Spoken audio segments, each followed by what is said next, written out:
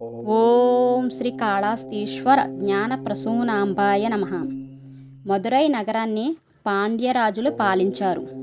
వారిలో మలయధ్వజ పాండ్యరాజుకు సంతానం లేకపోవడంతో అగస్త్య మహర్షి అతని చేత పుత్రకామేష్టి యాగం చేయించాడు. అప్పుడు ఆ రాజదంపతులకు 3 రొమ్ములున్న బాలిక జన్మించింది.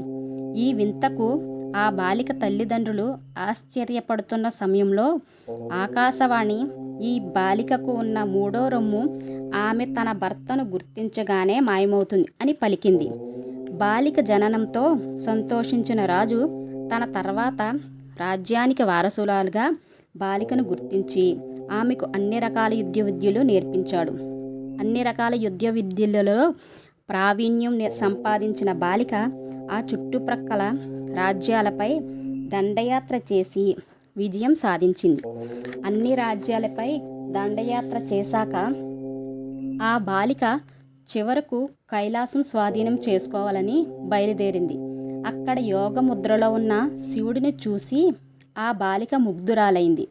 అంతేకాకుండా శివుడిని చూడగానే ఆమె శరీరంలో కూడా మార్పు వచ్చి మామూలు కన్యగా మారింది.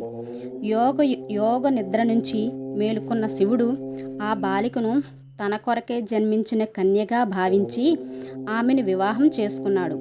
మేనముల వంటి కన్నులున్న ఆమెను మీనాక్షి పేరుతో పిలిచాడు. పరమేశ్వరుడు అత్యంత సుందరంగా ఉన్నందువల్ల సుందరేశ్వరుడు అనే పేరు ఏర్పడింది.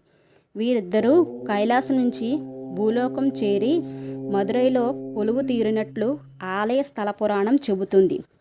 మీనాక్షి అమ్మవారిని దర్శనం చేసిన తర్వాత సుందరేశ్వర స్వామి దర్శనం చేసుకుని బయటకు వచ్చేటప్పుడు కళ్యాణ మండపం ఉంటుంది.